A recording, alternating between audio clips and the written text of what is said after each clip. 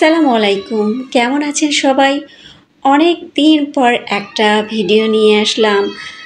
ঈদের ছুটিতে অনেক ব্যস্ত ছিলাম আর অলসতায় ভিডিও করা হয়নি। তাই আজকে ছোট্ট একটা ভিডিও নিয়ে শুরু করলাম। আজকে ঝটপট নুডলসের রেসিপি দেখাবো, যেটা খুব সহজে করা যাবে আর এর পুষ্টিগুণ একদম সঠিক থাকবে। আমি প্রথমে তেল দিয়ে দিয়েছি, তারপর পেঁয়াজগুলো একটু ভেজে নিয়েছি, এরপরে মরিচ দিয়ে একটু মাঝখানে ফাঁকা রেখে আমি একটা ডিম দিয়ে দিলাম। আর আমি আজকে হাঁসের ডিম ব্যবহার করেছি। দিয়ে ভালো করে এগুলো নেড়েচেড়ে একটু ভেজে নেব। আমি এখানে আলাদাভাবে নুডলসগুলো কিন্তু সিদ্ধ করে নিইনি। আমি সিদ্ধ করে পানিটা ফেলে দিলে আমার কাছে মনে হয় যে ওর সব পুষ্টিগুণ চলে যায়। আমি আজকে এখানে নুডলসের 2টো প্যাকেট নিয়েছি, ম্যাগি নুডলস নিয়েছি 2টো প্যাকেট, দিয়ে একটু বেশি হয়ে গিয়েছে। আস্তে করে আমি উল্টে পাল্টে নিচ্ছিলাম। অবশ্যই এটা পানি দিলে একদম ঠিকঠাক হয়ে যাবে। ফ্রাই প্যানটা আমার ছোটো, তাই একটু মনে হচ্ছে একটু বেশি হয়ে গেছে। এখন ভালো করে নেড়ে চেড়ে নিয়ে নিচ্ছি। সবার ঈদ কেমন কাটলো অবশ্যই কমেন্ট করে জানাবেন।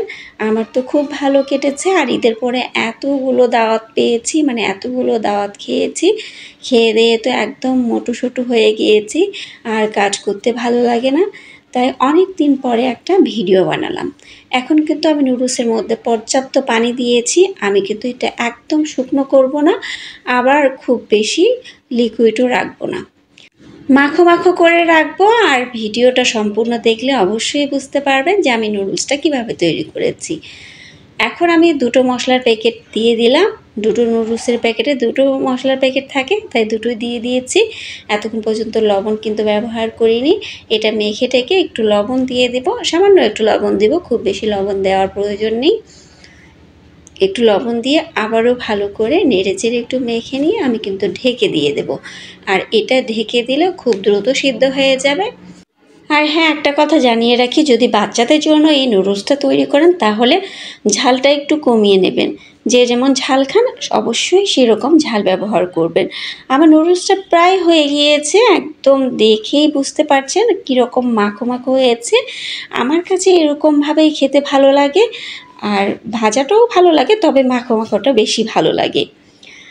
আজকের এই রেসিপিটা কেমন লেগেছে আর আমার ভিডিওটা কেমন লেগেছে অবশ্যই কমেন্ট করে জানাবেন। নতুন হয়ে থাকলে চ্যানেলটাকে সাবস্ক্রাইব করবেন, ফেসবুক থেকে দেখে থাকলে ফলো দিয়ে পাশে থাকবেন, আর লাইক কমেন্ট শেয়ার করতে কিন্তু ভুলবেন না। অলরেডি যারা আমার চ্যানেলে আছেন তাদেরকে অসংখ্য ধন্যবাদ। আসসালামু আলাইকুম।